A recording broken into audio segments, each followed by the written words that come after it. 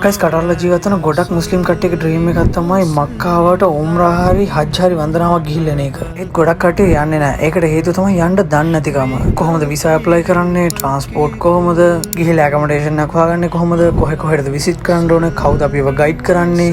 ඒව හොයාගන්න අමාරුයි. ඒක හින්දාම කම්මැලිකමට පස්සට දදා ඉන්නවා. ඒත් ඔයගොල්ලෝ දන්නවද මේ ඔක්කොම ටික ගයිඩ් කරලා රියල් 599ක ස්ටාර්ටින් පැකේජ් එකකින් අපිට උම්රා යන්න උදව් කරන සෙට් එකක් ඉන්නවා. මේගොල්ලෝ ගාව පැකේජස් තුනක් තියෙනවා guys. දවස් 5 පැකේජ් එක රියල් 599යි. දවස් 7 පැකේජ් එක රියල් 699යි.